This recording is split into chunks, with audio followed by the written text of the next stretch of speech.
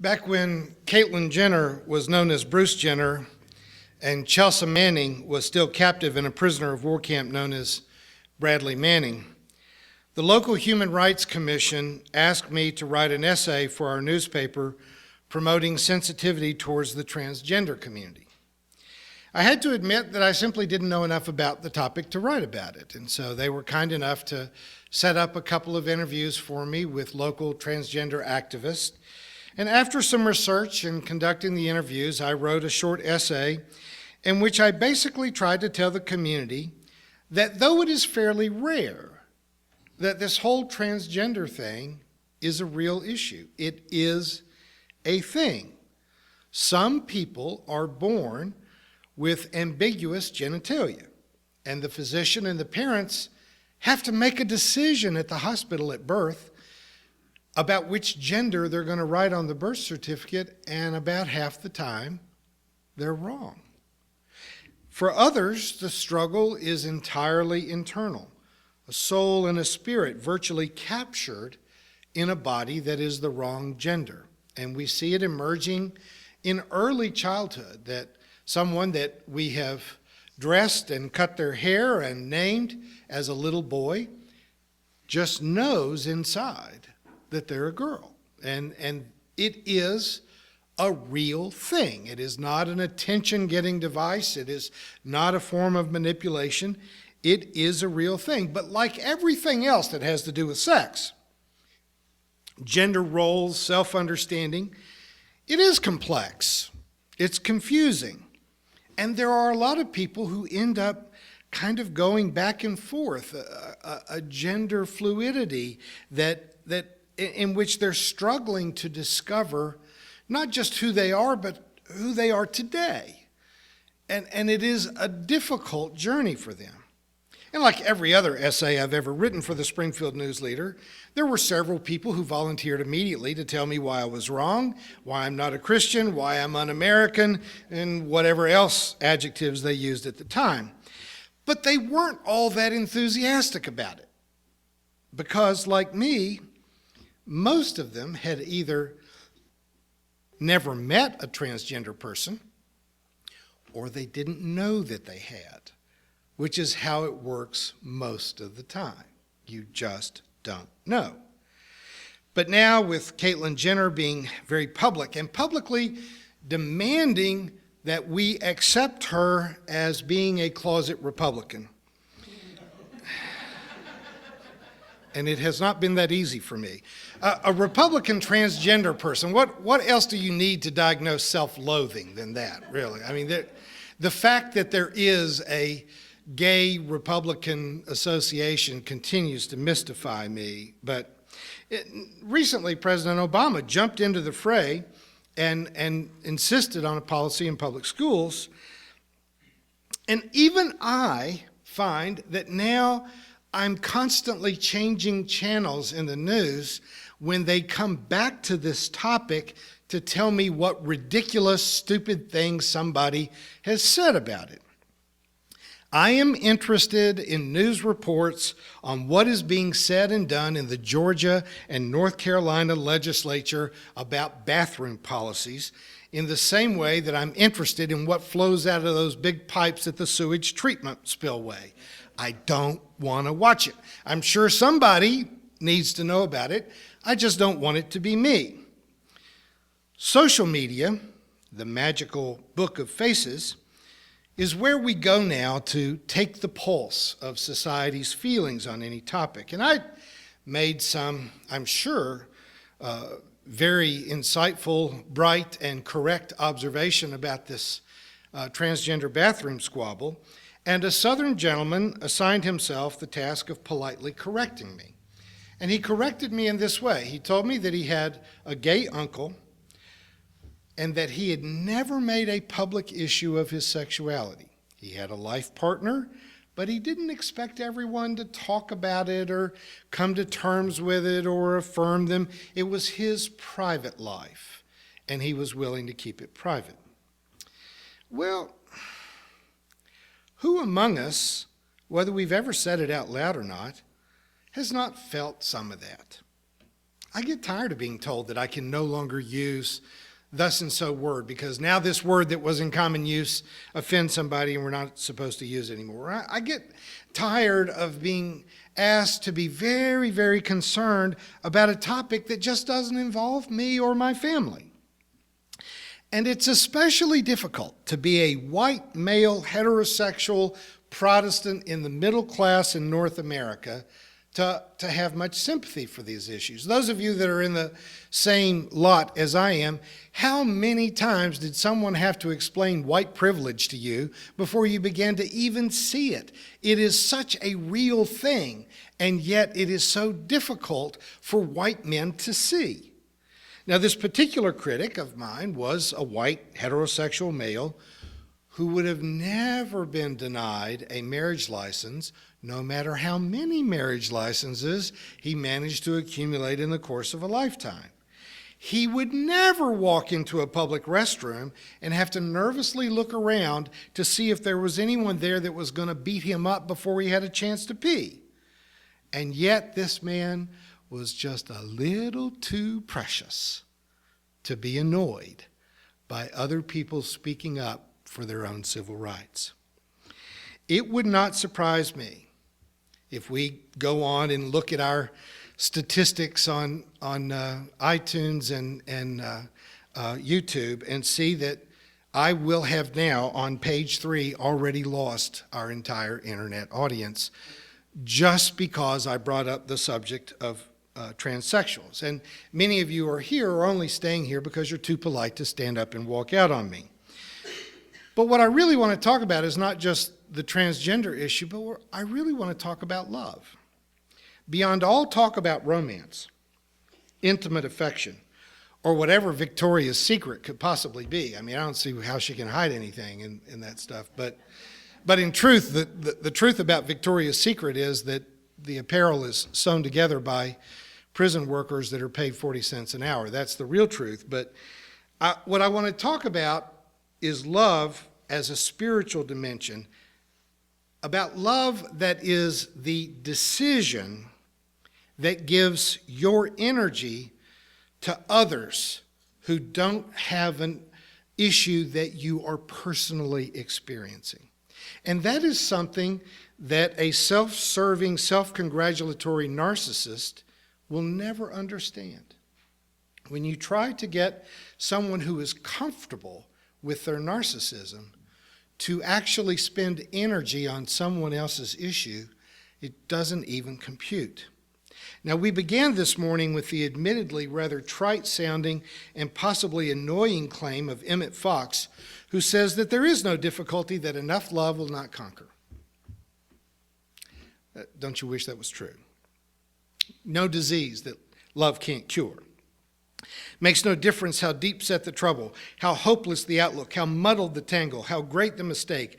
A sufficient realization of love will dissolve it all. Now, I want to grant you right away that there's a good deal of overstatement in that, maybe even hyperbole. But even though we might poke holes in his grandiose claim, still, can you give him the leeway to see that that's almost always true? That really the solution to almost every major problem is that there's not enough love? A lot of self-help gurus who write popular books, who get TV shows, or who run retreats for wealthy people to go to exotic places and feel sorry for themselves are, in my opinion, as devoid of substance as a bowl of onion soup. Leo Buscaglia, in spite of publishing dozens of popular books, could not hug away any real problem. Deepak Chopra tries to string together important sounding words, but if you actually took any sentence out of Deepak Chopra and tried to analyze the sentence, you would stick a sharp stick right through your eyeball before you ever got it figured out. And I don't even have time to deride Tony Robbins, who is, in my estimation, the king of con men. But here's the really frustrating thing about all these self-help gurus. Every single one of them ends up helping an awful lot of people.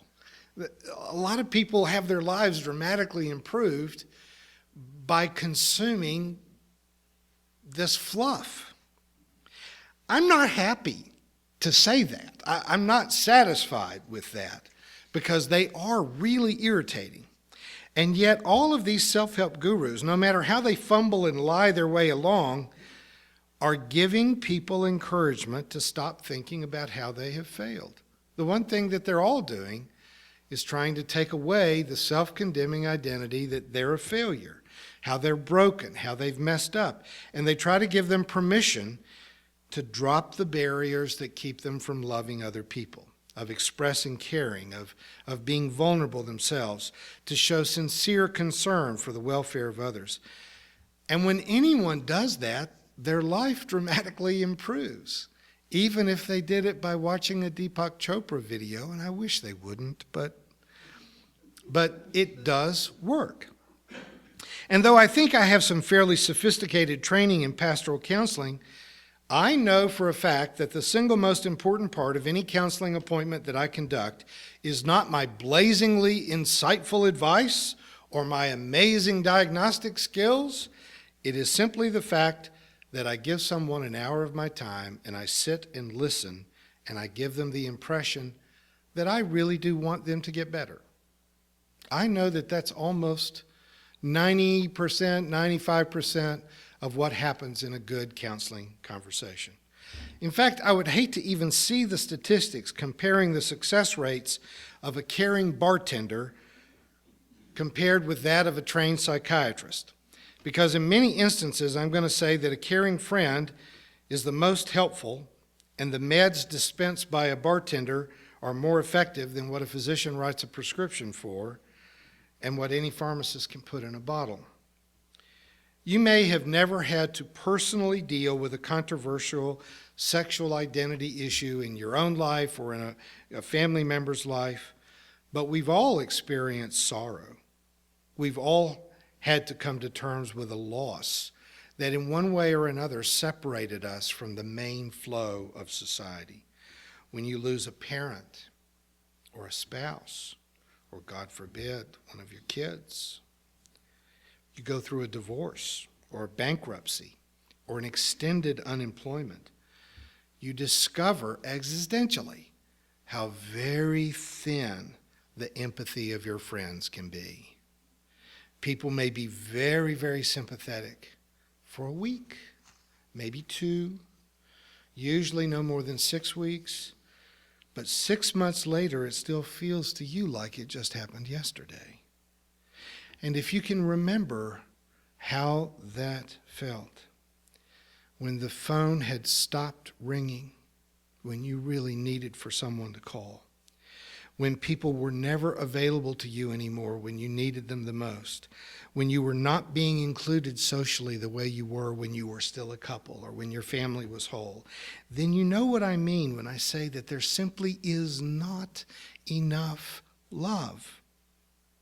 Because it is love that gives us the energy to respond to needs that are not our own needs. It is love that keeps us from being impatient or keeps us from giving in to the impatience.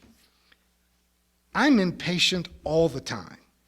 If I've ever done a good thing, it was because I was able to make a decision to overcome the impatience. I think patience is just a minor form of fear disguised as a virtue. But somehow we give ourselves permission because we're irritated or we're bored or we're impatient with something to then just completely dismiss the issue or the people. When I talk about love in this context, I'm not talking about romance and I'm not talking about fuzzy feelings. I'm talking about the clear and sacrificial, determined decision that you can make that you are going to give a damn about social circumstances that are not necessarily hitting you right between the eyes. Substantive love is always more about the decisions you make than it is about the emotions you feel. Feeling is easy, and doing the right thing, when you love someone, when you feel the love for someone, that's easy. Doing the right thing when you're stressed out, when you're bored, when you're annoyed, that's when we find out who you really are. It's the lack of love that makes us feel the need to retreat, to stop caring, to insulate ourselves from any demand that you care about people who are the victims of discrimination or who, due to illness or broken relationships or finances or race, are standing at the margins of society, and they could be helped if we all just cared a little bit more. Love is, at its core, a generous emotion. Now, I insist that a healthy marriage should strive for mutuality. But mutuality is not actually the character of love. And I don't want to throw any unnecessary stones at Hinduism, but I do want to say that if karma exists, it doesn't work very well. Because most of the good that you seek to do for strangers will not be rewarded if it is acknowledged at all. In fact, my older brother is fond of reciting to me the proverb, "No good deed goes unpunished." In my 35 years of parish life, I have found my brother's philosophy to be much more reliably true than the karmic sense that good intentions return to you with good results. As progressives, we're not trying to infuse the world with love because we're trying to storm the gates of heaven to gain ourselves a seat by our own virtue. Nor do we seek to gain adherence to our faith. No personal reward. We do it because, if I may be allowed to say it twice, we are trying to have the kind of spiritual discipline that makes us give a damn. I'm just saying that we could probably do a little bit better if we decided to do better.